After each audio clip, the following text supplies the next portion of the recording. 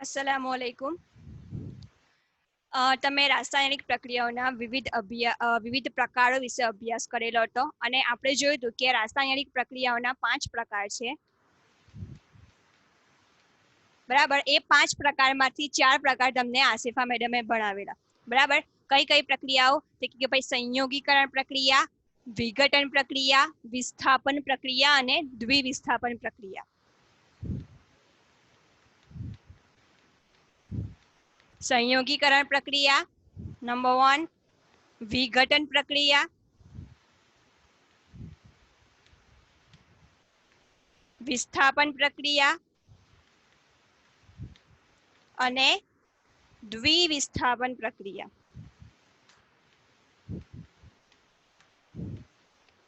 આ 4 વિશે આસિફા મેડમે તમને ભણાવેલું. હવે આજે 5મો પ્રકાર આપણે ભણવાનો છે ઓક્સિડેશન રિડક્શન પ્રક્રિયા. સંયોગીકરણ પ્રક્રિયા એટલે કે જેની અંદર બે પ્રક્રિયકો ભેગા થાય. વિઘટન પ્રક્રિયા એટલે કે કોઈ એક પ્રક્રિયક તૂટે અને નવી નિપજ બને. વિસ્થાપન પ્રક્રિયા એટલે એકની જગ્યા પર બીજો કોઈ આવે. અને દ્વિવિસ્થાપન પ્રક્રિયા એટલે કે બે પ્રક્રિયકો એવા હોય કે બંને એકબીજાનું સ્થાન લે. બરાબર, હવે આપણે જોઈએ ઓક્સિડેશન અને રિડક્શન પ્રક્રિયા.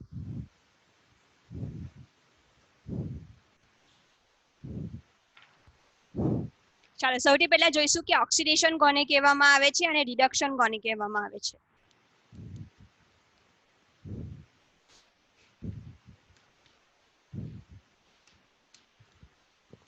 ઓક્સિડેશન પ્રક્રિયા એટલે કે એવી પ્રક્રિયા કે જે રાસાયણિક પ્રક્રિયા દરમિયાન ઓક્સિજન વાયુ ઉમેરાય અથવા તો હાઇડ્રોજન વાયુ દૂર થાય. ફરીથી રિપીટ કરું છું, એવી રાસાયણિક પ્રક્રિયા કે જેની અંદર ઓક્સિજન ઉમેરાય અથવા તો હાઇડ્રોજન દૂર થાય એને શું કહેવામાં આવે છે? ઓક્સિડેશન પ્રક્રિયા. હું અહીંયા ડેફિનેશન લખું છું, તમે પણ જ્યારે પણ નોટબુક લઈને બેસો ત્યારે નોટ ડાઉન કરજો. ચાલો, રાસાયણિક પ્રક્રિયા કે જેમાં ઓક્સિજન ઉમેરાય અથવા હાઇડ્રોજન દૂર થાય એને શું કહેવામાં આવે છે? ઓક્સિડેશન પ્રક્રિયા. હવે જોઈએ કે રિડક્શન પ્રક્રિયા કોને કહેવામાં આવે છે. આનાથી બિલકુલ ઊંધું, આનાથી બિલકુલ રિવર્સ. શું કે રાસાયણિક પ્રક્રિયા કે જેની અંદર હાઇડ્રોજન ઉમેરાય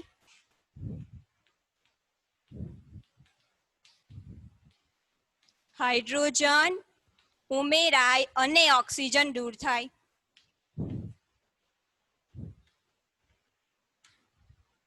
બંનેમાં ઊંધું છે. જો ઓક્સિડેશનમાં ઓક્સિજન ઉમેરાય અને હાઇડ્રોજન દૂર થાય તથા રિડક્શનમાં હાઇડ્રોજન ઉમેરાય અને ઓક્સિડેશન દૂર થાય. બંનેને ભેગું ના કરી દેશો. ડેફિનેશન કમ્પ્લીટ યાદ રાખજો. ના યાદ રહેતો હોય શું યાદ રાખવાનું? ઓક્સિજનનો આપણે જે ઓક્સિડેશન લખીએ છીએ બરાબર શબ્દમાં એનો ઓ અને આ ઓ. બરાબર, ઓક્સિડેશનમાં યાદ રાખવાનું કે ઓક્સિજન ઉમેરાય હાઇડ્રોજન દૂર થાય. રિડક્શનમાં હાઇડ્રોજન ઉમેરાય અને ઓક્સિડેશન દૂર થાય. હવે બંનેના એક્ઝામ્પલ જોઈએ આપણે, ઉદાહરણ દ્વારા સમજીએ.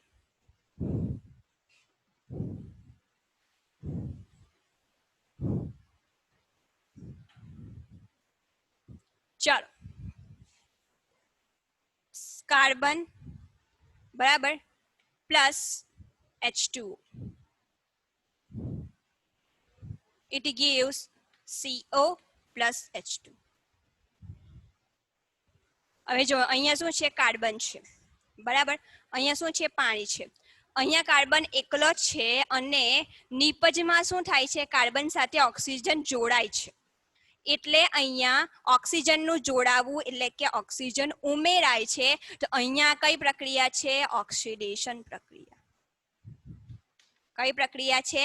ઓક્સિડેશન પ્રક્રિયા. હવે જુઓ, આ જે પાણીનો અણુ છે બરાબર, આ જ રિએક્શન હું અહીંયા ફરીથી લખું. Carbon plus H2O, it gives CO plus H2. ચાલો હવે જો અહીંયા H2O ની અંદર ઓક્સિજન હતો, નિપજ બાજુ H2 ની સાથે ઓક્સિજન નથી, ઓક્સિજન દૂર થઈ ગયો બરાબર. તો અહીંયા ઓક્સિજનનું દૂર થવું એને શું કહેવામાં આવે છે? રિડક્શન. આપણે જોયું કે જે પ્રક્રિયા દરમિયાન હાઇડ્રોજન ઉમેરાય અથવા તો ઓક્સિજન દૂર થાય તો એને શું કહેવામાં આવે છે? રિડક્શન. તો આ પ્રક્રિયા કઈ છે? રિડક્શન પ્રક્રિયા. બરાબર. જોવો બંને રિએક્શન એક જ છે. બરાબર. એક ધાતુનું ઓક્સિડેશન થાય છે, બીજાનું શું થાય છે, રિડક્શન થાય છે. બરાબર. હવે આપણે જોઈએ ઓક્સિડેશનના વધારાના એક્ઝામ્પલ જેથી ક્લિયર થઈ જાય કે ઓક્સિડેશન કોને કહેવામાં આવે છે.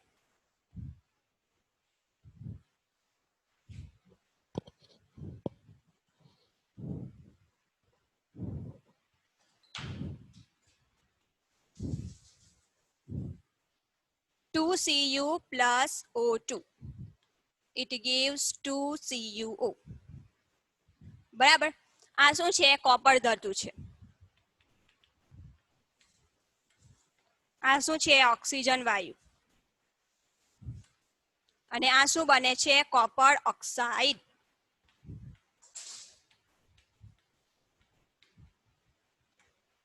બરાબર. આનો એક પ્રયોગ તમારી બુકની અંદર આપેલો છે કે તમારે શું કરવાનું છે, એક પ્લેટ લેવાની છે, એની અંદર તમારે કોપરનો ભૂકો લેવાનો છે.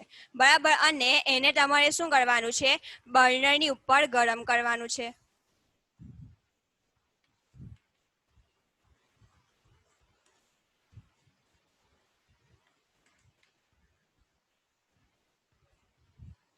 આ જે પ્લેટની અંદર તમે શું લીધેલું છે, કોપર ધાતુ લીધેલી છે. બરાબર. અહીંયા તમે ગરમી આપો છો. ગરમી આપો છો એટલે આપણે જોયું હતું કે જે પ્રક્રિયા દરમિયાન ઉષ્મા આપવી પડે અથવા તો જે પ્રક્રિયા ઉષ્માનું શોષણ કરે એને શું કહેવાય છે, ઉષ્મા શોષક પ્રક્રિયા. બરાબર. અહીંયા આપણે ગરમી આપીએ છીએ એટલે ઉપર સાની નિશાની કરવાની, ડેલ્ટાની. અને શું કહેવામાં આવે છે, ડેલ્ટા. એનો અર્થ શું થાય કે તમે બળથી એને ઉષ્મા આપો છો અથવા તમે બળથી એને ગરમી આપો છો. શાના સ્વરૂપે આપીએ છીએ, આપણે અહીંયા બર્નર લગાવેલું છે. બરાબર. હવે જે અહીંયા કોપર ધાતુ રહેલી છે એ શું કરશે, એને ગરમી મળતા અહીંયા હવા રહેલી છે વાતાવરણમાં. બરાબર. વાતાવરણની હવામાં શું હોય, ઓક્સિજન હોય. તો એ કોપર શું કરશે, ઓક્સિજન સાથે પ્રક્રિયા કરશે અને ઓક્સિજન સાથે પ્રક્રિયા કરવાથી શું બનાવશે, કોપર ઓક્સાઇડ બનાવશે. બરાબર. બે કોપરના પરમાણુ, ઓક્સિજનનો એક અણુ, બંને સંયોજાય છે અને શું બનાવે છે, 2CuO, કોપર ઓક્સાઇડ. હવે કોપરનો રંગ આપણને ખબર છે, તાંબાનો રંગ કેવો હોય, થોડો કથ્થાઈ રંગનો, પીળાશ પડતો કથ્થાઈ રંગનો હોય છે. બરાબર. હવે જે આ પીળાશ પડતો કથ્થાઈ રંગ હોય છે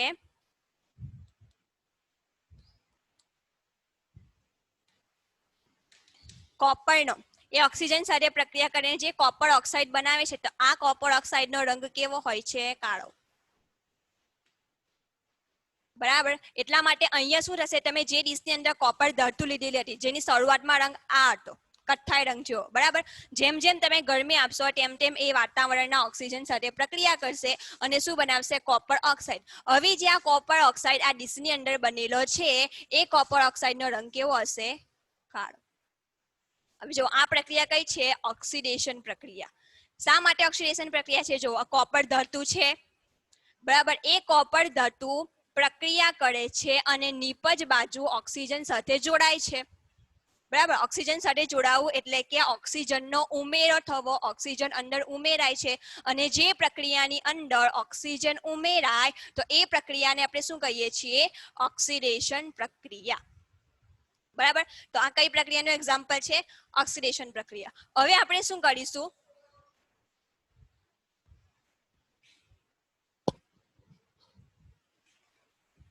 આ જે કોપર ઓક્સાઇડ લીધેલો છે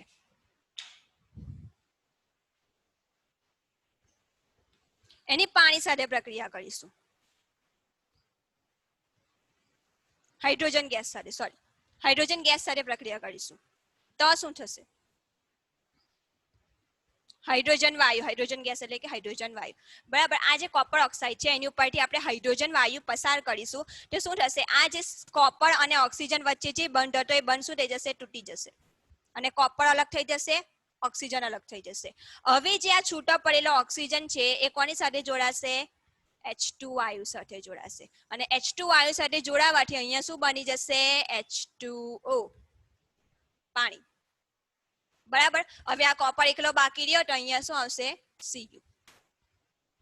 अर्थ શું થાય છે કે જે આ કોપર ઓક્સાઇડ જે કાળા રંગનો હતો એની ઉપરથી આપણે હાઇડ્રોજન વાયુ પસાર કરીશું. હાઇડ્રોજન વાયુ પસાર કરવાથી આ બંને વચ્ચે રાસાયણિક પ્રક્રિયા થાય છે. આ રાસાયણિક પ્રક્રિયામાં શું થાય છે, કોપર અને ઓક્સિજન વચ્ચેનો બંધ તૂટી જાય છે. કોપર અલગ થઈ જાય છે અને ઓક્સિજન જુદો થઈ જાય છે. આ ઓક્સિજન કોની સાથે જોડાશે, હાઇડ્રોજન વાયુ સાથે, અને શું બનાવશે, H2O. હવે જો શરૂઆતમાં જે આ કોપર ઓક્સાઇડનો રંગ કેવો હતો, કાળો હતો, બરાબર. H2 સાથે પ્રક્રિયા કરશે, છેલ્લે શું બનાવી દે છે, પાછું કોપર જે અહીંયા હતું. તો એનો મૂળ રંગ કેવો હતો, કથ્થાઈ રંગનો. એટલે ફરી પાછો આપણને શું મળી જશે, આ કથ્થાઈ રંગ મળી જશે. હવે આ પ્રક્રિયા કઈ છે તે આપણે જોવાનું છે.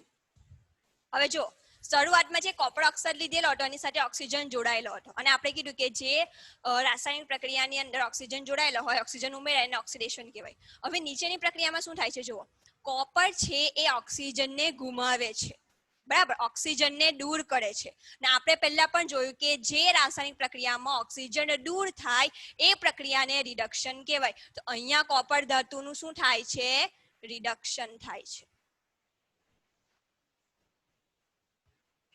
બરાબર.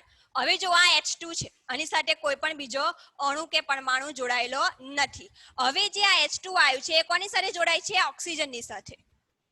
જુઓ, H2 હતો, અહીંયા એકલો H2 હતો, સાથે શું આવી ગયો, ઓક્સિજન. અને આપણે જોયું કે જે પ્રક્રિયા દરમિયાન ઓક્સિજન ઉમેરાય તો એને શું કહેવાય, ઓક્સિડેશન.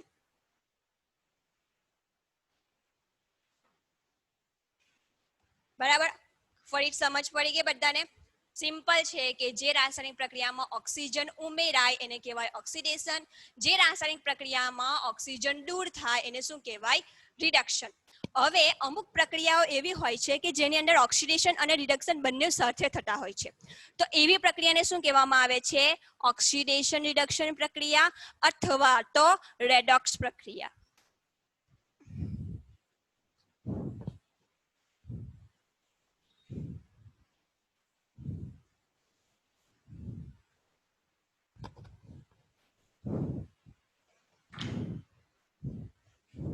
અહીંયા ડેફિનેશન લખું છું કે જે રાસાયણિક પ્રક્રિયા દરમિયાન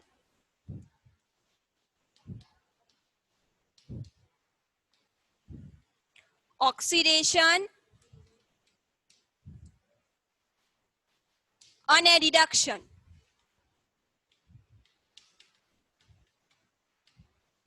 રિડક્શન પ્રક્રિયા એકી સાથે થાય તેવી રાસાયણિક પ્રક્રિયાને શું કહેવામાં આવે છે, ઓક્સિડેશન રિડક્શન પ્રક્રિયા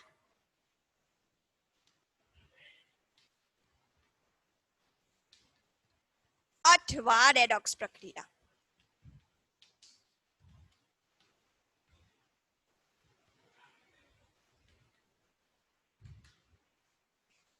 બરાબર. હવે જોવાની અંદર બંને ભેગા થશે. આપણે પહેલા જોયું કે એક પ્રક્રિયા એવી કે જેની અંદર ઓક્સિજન ઉમેરાય કે હાઇડ્રોજન દૂર થાય તો ઓક્સિડેશન કહેતા હતા. રિડક્શન કોને કહેતા હતા, કે જે પ્રક્રિયા દરમિયાન હાઇડ્રોજન ઉમેરાય અથવા તો ઓક્સિજન દૂર થાય. હવે એવી પ્રક્રિયા આવશે કે પ્રક્રિયા તો એક જ હશે, પણ પ્રક્રિયાની અંદર ઓક્સિડેશન પણ થતું હશે અને પ્રક્રિયાની અંદર રિડક્શન પણ થતું હશે. તો એ પ્રક્રિયાને શું કહેવામાં આવે છે, ઓક્સિડેશન રિડક્શન પ્રક્રિયા અથવા તો રેડોક્સ પ્રક્રિયા. ઓક્સિડેશન રિડક્શન બંને શબ્દોને ભેગા કરી દીધેલા છે અને કયો શબ્દ બન્યો છે, રેડોક્સ પ્રક્રિયા. બરાબર. હવે આનો એક્ઝામ્પલ જોઈએ આપણે.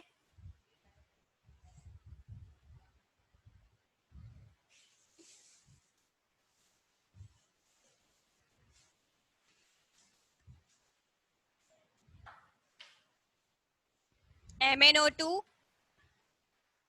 plus 4HCl, it gives MnCl2 plus 2H2. બરાબર. MnO2 એને શું કહેવામાં આવે છે, મેંગેનીઝ ઓક્સાઇડ.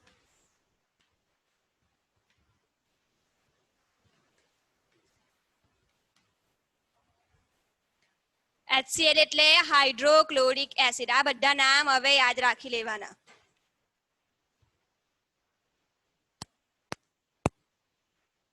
બરાબર. MnCl2 એટલે મેંગેનીઝ ક્લોરાઇડ.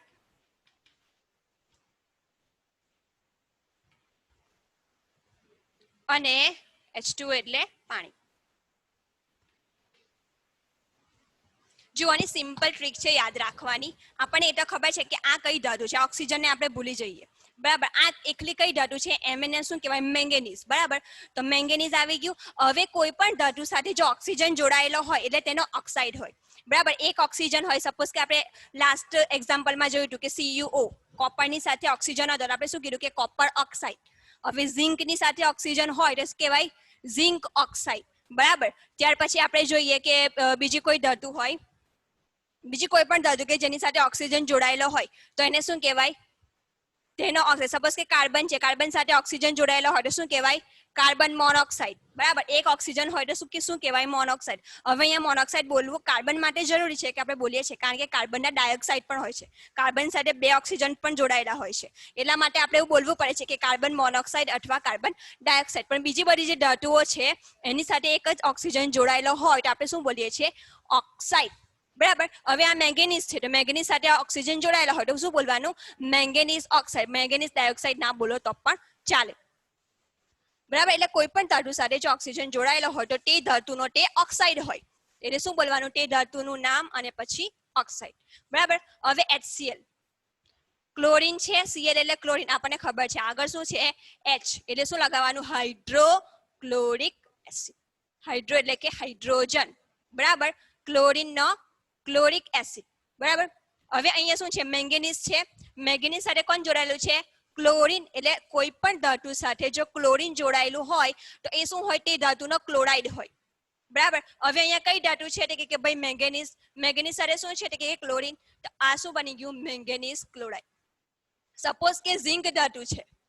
બરાબર. ઝિંકની સાથે ક્લોરીન જોડાયેલો હોય તો એને શું કહેવાય? Zinc chloride. બરાબર. મેગ્નેશિયમ હોય, Mg, એની સાથે ક્લોરીન જોડાયેલો હોય તો શું આવશે? Magnesium chloride. બરાબર. એવી જ રીતે અહીંયા મેંગેનીઝ છે. મેંગેનીઝ અને મેગ્નેશિયમ બંને અલગ અલગ છે, ધ્યાન આપજો. ક્લોરીન જોડાયેલો છે, શું નામ આવશે? Manganese chloride.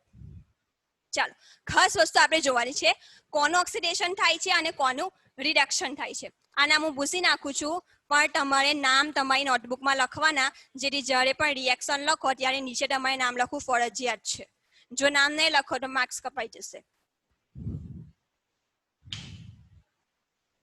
ચાલો, MnO2 ની અંદર ઓક્સિજન છે કે હા છે? ચાલો, નીપજ બાજુ જુઓ. મેંગેનીઝ સાથે, અહીંયા મેંગેનીઝ સાથે ઓક્સિજન છે. શું આ બાજુ મેંગેનીઝ સાથે ઓક્સિજન છે? ના, નથી. મેંગેનીઝ સાથે ઓક્સિજન નથી. ઓક્સિજન દૂર થઈ ગયો છે મેંગેનીઝ સાથે. અને મેંગેનીઝ સાથે જો ઓક્સિજન દૂર થઈ જાય તો જે પ્રક્રિયા દરમિયાન ઓક્સિજન દૂર થાય તો એને આપણે શું કહેતા હતા? રિડક્શન પ્રક્રિયા. બરાબર. હવે જુઓ, HCl છે. HCl ની અંદર શું છે? હાઇડ્રોજન. બરાબર. હવે આ જે ક્લોરીન છે એ ક્લોરીન આ બાજુ છે, જો Cl નું સ્વરૂપે. શું આ ક્લોરીન છે એની સાથે હાઇડ્રોજન અહીંયા હતો તો અહીંયા છે કે ના? ભાઈ નથી. આની સાથે હાઇડ્રોજન તૂટી ગયો, આની સાથે હાઇડ્રોજન જતો રહ્યો તો અહીંયા શું આવશે? હાઇડ્રોજનનું કોઈ પણ રાસાયણિક પ્રક્રિયામાંથી હાઇડ્રોજનનું દૂર થવું એને શું કહેવામાં આવશે? ઓક્સિડેશન. એવું નહીં કે ખાલી ઓક્સિજન ઉમેરાય તો જ ઓક્સિડેશન. જો હાઇડ્રોજન દૂર થાય તો પણ શું કહેવાય? ઓક્સિડેશન. બરાબર. હવે જુઓ, અહીંયા જે 2H2O છે, બરાબર, આ બાજુ જે હાઇડ્રોજન છે, બરાબર, એ હાઇડ્રોજન ક્લોરીન સાથે જોડાયેલો છે. આ બાજુ આવે છે તો ઓક્સિજન સાથે જોડાય છે. બરાબર. એની અંદર શું થાય છે? ઓક્સિજનનો ઉમેરો થાય છે. તો અહીંયા હાઇડ્રોજનનું શું થયું? ઓક્સિડેશન. જનરલી આપણે પાણીને ઓક્સિડેશન કે રિડક્શન પ્રક્રિયામાં ભાગ લેતા નથી, પરંતુ અહીંયા તમને સમજૂતી માટે હું સમજાવું છું કે અહીંયા હાઇડ્રોજન છે, ક્લોરીન સાથે હતો, ઓક્સિજન સાથે જોડાય છે, એટલા માટે હાઇડ્રોજનને શું થાય છે? ઓક્સિડેશન થાય છે. હવે જુઓ, આ જે રિએક્શન છે એની અંદર રિડક્શન પણ થાય છે અને ઓક્સિડેશન પણ થાય છે. ચાલો આપણે પાણીવાળું કરી નાખીએ. પાણીવાળું તમારી સમજૂતી માટે છે, આપણે આ બે પ્રક્રિયાઓને ધ્યાનમાં લઈએ. અહીંયા MnO2 છે ઓક્સિજન ગુમાવે છે. ઓક્સિજન ગુમાવવું એટલે થવું રિડક્શન, બરાબર. આ બાજુ ક્લોરીન છે, ક્લોરીન હાઇડ્રોજન ગુમાવે છે, હાઇડ્રોજન ગુમાવે તો થાય ઓક્સિડેશન, બરાબર.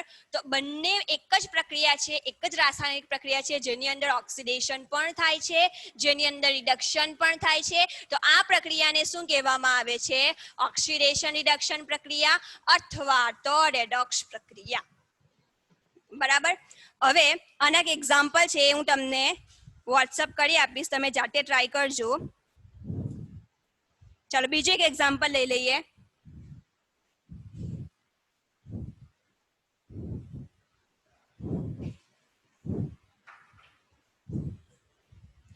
ZNO plus C, it gives Zn plus CO,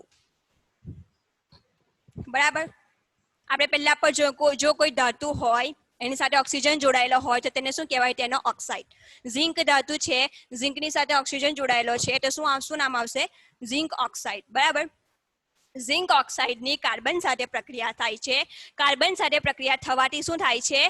zinc અને ઓક્સિજન વચ્ચેનો બંધ તૂટી જાય છે, બંને છૂટા પડી જાય છે, બરાબર. હવે જે ઓક્સિજન છે કોની સાથે જોડાય છે? કાર્બન સાથે જોડાય છે અને શું બનાવે છે? Carbon monoxide. અને ઝિંક ધાતુ એકલી બાકી રહે છે. હવે આપણે એ જોવાનું છે કે કોનું ઓક્સિડેશન થયું અને કોનું રિડક્શન થયું. જો ઝિંક ધાતુ સાથે પહેલા ઓક્સિજન હતો, બરાબર. પ્રક્રિયાને અંતે એકલી ઝિંક ધાતુ બાકી રહે છે. એનો અર્થ શું થાય છે કે રાસાયણિક પ્રક્રિયા દરમિયાન આ ઓક્સિજન છે તે શું થાય છે? દૂર થાય છે.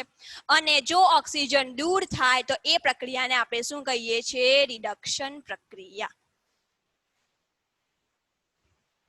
બરાબર. હવે બાજુમાં જો એકલો કાર્બન છે, બીજો કોઈ પણ પરમાણુ તેની સાથે નથી. નિપજની અંદર કાર્બન સાથે કોણ જોડાઈ ગયું? ઓક્સિજન. આપણને ખબર છે કે જે રાસાયણિક પ્રક્રિયા દરમિયાન ઓક્સિજન ઉમેરાય તો એ પ્રક્રિયાને આપણે શું કહીએ છીએ? ઓક્સિડેશન પ્રક્રિયા,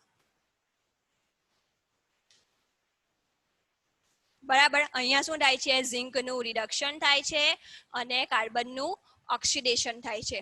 એક જ રાસાયણિક પ્રક્રિયા છે, એક જ રાસાયણિક પ્રક્રિયાની અંદર ઓક્સિડેશન પણ થાય છે અને રિડક્શન પણ થાય છે. એટલા માટે એને શું કહેવામાં આવે છે? ઓક્સિડેશન રિડક્શન પ્રક્રિયા અથવા તો રેડોક્સ પ્રક્રિયા. હવે અહીંયા તમારી રાસાયણિક પ્રક્રિયાઓના પ્રકારો છે, 5 પ્રકારો પૂરા થાય છે. હવે આગળનો ટોપિક છે ક્ષારણ.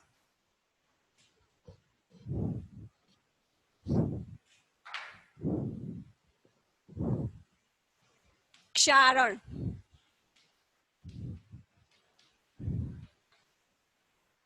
ચાલો, અને આપણે સિમ્પલ એક્ઝામ્પલ દ્વારા સમજીએ કે જ્યારે આપણે ઘરનું બાંધકામ કરતા હોઈએ છીએ, બરાબર. ઘરનું બાંધકામ કરતા હોઈએ છીએ ત્યારે ઘણો બધો કાચો માલ આપણા ઘરે આવે છે, જેવી રીતે કે રેતી છે, સિમેન્ટ છે, બરાબર, કપચી છે, લોખંડના સળિયા છે, બરાબર. અને એ બધું ક્યાં પડી રહે છે? આપણા આંગણામાં. હવે જે લોખંડના સળિયા છે, બરાબર, એ લોખંડના સળિયા જો વરસાદમાં બહાર પડી રહે અથવા વરસાદ ના હોય તો પણ જો બહાર એવા ને એવા પડ્યા રહે લાંબો સમય સુધી તો એની ઉપર કાટ લાગે છે, બરાબર. સેમ લોખંડની ખીલી આપણે ઘરે લાવીએ ત્યારે સરસ મજાની હોય, પણ આપણે જો ના વાપરીએ એવી ને એવી પડી રહે તો લાંબા સમય પછી એની ઉપર કાટ લાગે છે. અને આ કાટ લાગવાની પ્રક્રિયાને શું કહેવામાં આવે છે? ક્ષારણ, બરાબર. ક્ષારણનો સિમ્પલ અર્થ શું થાય છે કે કોઈ પણ ધાતુ છે એ ખવાય, ધીમે ધીમે બગડે, એને શું કહેવામાં આવે છે? ક્ષારણ. અને જે ક્ષારણ છે એ પ્રક્રિયા પણ કઈ છે? ઓક્સિડેશન પ્રક્રિયા. કેવી રીતે કે જે લોખંડ છે, બરાબર, આપણે લોખંડના સળિયાની વાત કરી, એ બહાર આંગણાની અંદર પડેલો રહે તો એ શું કરશે? વાતાવરણની અંદર જે વાતાવરણમાં રહેલી હવા છે, વાતાવરણમાંનો ભેજ છે, વાતાવરણમાં રહેલો ઓક્સિજન છે એની સાથે રાસાયણિક પ્રક્રિયા કરશે. બીજું કે આપણે ભણી ગયેલા છે એસિડ વર્ષા, બરાબર. એસિડ વર્ષા એટલે કે વાતાવરણની અંદર અમુક એવા એસિડોનો વધારે પ્રમાણમાં ભાગ હોય જેને કારણે જે વરસાદ પડે છે એ વરસાદની અંદર એસિડનું પ્રમાણ વધી જાય. ઇન ધ સેન્સ શું હોય છે કે વાતાવરણની અંદર એસિડિક પદાર્થો વધારે હોય છે. તો આવા એસિડિક પદાર્થો અને ભેજ અથવા તો વાતાવરણમાં રહેલો ઓક્સિજન જો લોખંડ કે બીજી કોઈ ધાતુ સાથે પ્રક્રિયા કરે તો એની ઉપર કાટ લાગે છે, કાટ લાગે છે એટલે કે જે તે ધાતુનો ઓક્સાઇડ ઉપર બની જાય છે, જેના કારણે શું થાય છે, ધાતુ બગડે છે. બરાબર. સિમ્પલ આપણા ઘરની જે ગ્રીલ હોય છે, બરાબર, બારીઓ જે હોય છે એ લોખંડની હોય છે. આપણે જ્યારે એ બારીઓ લોખંડની હોય છે તો આપણે એની ઉપર કલર કરીએ છીએ. શા માટે કલર કરીએ છીએ? કારણ કે તેને કાટ ના લાગે. બરાબર. એની ઉપર એક આવરણ બનાવીએ છીએ. કેવું આવરણ?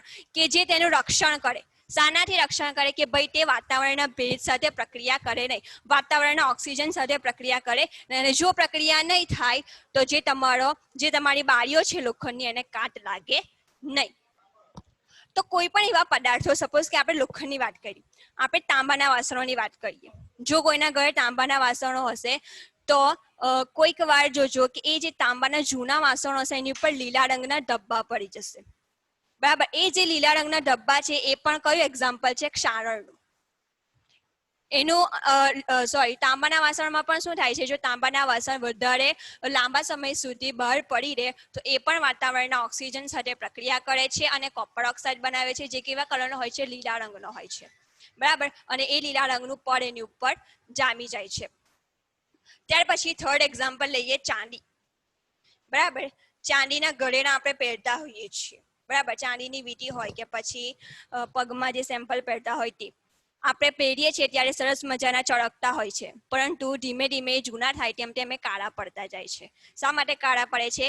કારણ કે એ જે ચાંદી હોય છે એ પણ વાતાવરણની હવામાં રહેલા ભેજ અથવા તો ઓક્સિજન અથવા તો એવા એસિડિક પદાર્થો હોય છે એની સાથે રાસાયણિક પ્રક્રિયા કરે છે અને કઈ ઘટના પામે છે? ઓક્સિડેશનની ઘટના પામે છે. એટલે કે ઓક્સિડેશન પ્રક્રિયા કરે છે અને એ પ્રક્રિયાને શું કહેવામાં આવે છે?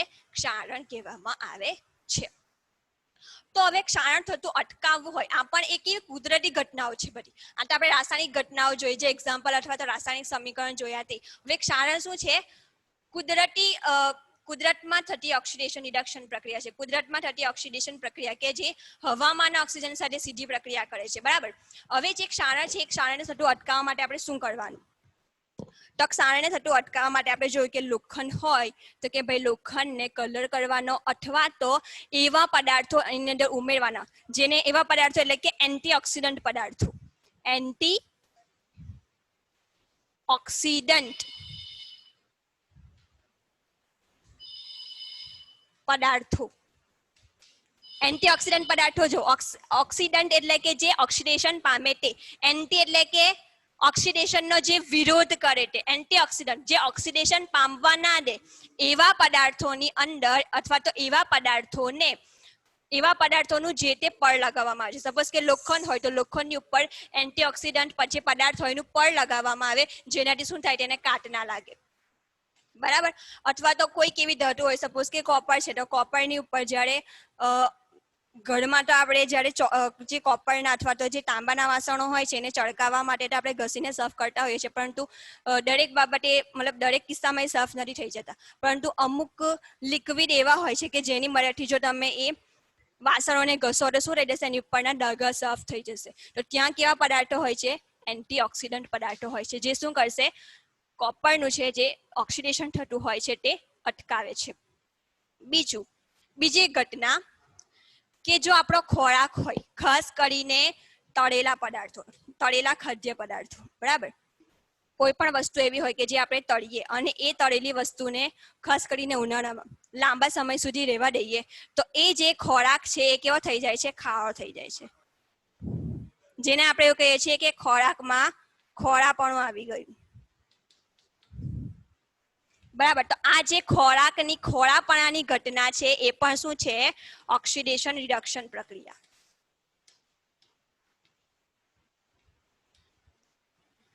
જે પણ તળેલા પદાર્થો હોય છે, તળેલા પદાર્થની અંદર ચરબીનું પ્રમાણ વધારે હોય છે. બરાબર. તેલ અને ચરબીનું પ્રમાણ વધારે હોય છે. આ જે તેલ અને ચરબી છે એ પણ શું કરશે? હવાની સાથે પ્રક્રિયા કરશે, હવાના ભેજ સાથે પ્રક્રિયા કરશે અને એ પ્રક્રિયા થવાને કારણે ખોરાકની અંદર શું આવી જશે? ખોરાપણું આવી જશે અને ટેસ્ટ આખો એનો બદલાઈ જશે. બરાબર. હવે ઘરમાં તો આપણી પાસે એવા પ્રિઝર્વેટિવ્સ નથી હોતા. પ્રિઝર્વેટિવ્સ શબ્દથી તમે બધા માહિતગાર હશો. બરાબર. આ કોઈ નવો શબ્દ નથી. પ્રિઝર્વેટિવ્સ એટલે કે ખોરાકના પ્રિઝર્વેટિવ્સની વાત કરીએ તો ખોરાકની અંદર એવા પદાર્થો ઉમેરવામાં આવે કે જે ખોરાકને લાંબા સમય સુધી તાજો રાખે, બગડવા ના દે. બરાબર. તો અમુક એવા ખાદ્ય પદાર્થો હોય છે જે ફૂડ પેકેટ્સ હોય બરાબર, ફૂડ પેકેટ્સ તો બધા તમે ખાઓ જ છો, તો એ ફૂડ પેકેટ્સની અંદર પણ એન્ટીઓક્સિડન્ટ પદાર્થો ઉમેરવામાં આવે છે, જે શું કરશે, જે ફૂડ પેકેટ્સ હોય એની અંદર જે ખોરાક રહેલો હોય એનો ખોરાપણું થતું અટકાવે, એટલે કે એ ખોરાકનો બગાડ થતો અટકાવે. તો આ હતી આપણી આ બંને શું હતી કુદરતી ઘટનાઓ. કઈ કઈ કુદરતી ઘટનાઓ હતી કે ભાઈ લોખંડને કાટ લાગવો, જે ચાંદી છે એનું કાળું પડવું અથવા તો તાંબાના વાસણો પર લીલા રંગના ડાઘા પડવા, એ બધી જ કઈ પ્રક્રિયાઓના ઉદાહરણ છે, ઓક્સિડેશન રિડક્શન પ્રક્રિયાના ઉદાહરણ છે. બીજું એક્ઝામ્પલ આપણું ખોરાક, કેવો ખોરાક, ખાસ કરીને તેલ અને ચરબી વાળો ખોરાક કે જેને તમે લાંબા સમય સુધી રાખી મૂકો તો તેમાં શું આવશે, ખોરાપણું. આ પ્રક્રિયા પણ કઈ છે, ઓક્સિડેશન રિડક્શન પ્રક્રિયા છે, બરાબર. અને છેલ્લું આપણે જોયું હતું, આના પહેલા જોયું હતું, મતલબ ઓક્સિડેશન રિડક્શન પ્રક્રિયા કોને કહેવામાં આવે અને એના એક્ઝામ્પલ, બીજા બધા એક્ઝામ્પલ છે હું તમને મોકલી આપીશ વોટ્સએપ પર, તમારે શોધવાનું કે કોનું ઓક્સિડેશન થાય છે અને કોનું રિડક્શન થાય છે. અહીંયા આપણું પહેલું ચેપ્ટર પૂરું થાય છે, બરાબર. આપણા ધોરણ 10માં વિજ્ઞાનનું ફર્સ્ટ ચેપ્ટર પૂરું થાય છે. હવે પછી સેકન્ડ લેક્ચરમાં આપણે નવું ચેપ્ટર સ્ટાર્ટ કરીશું.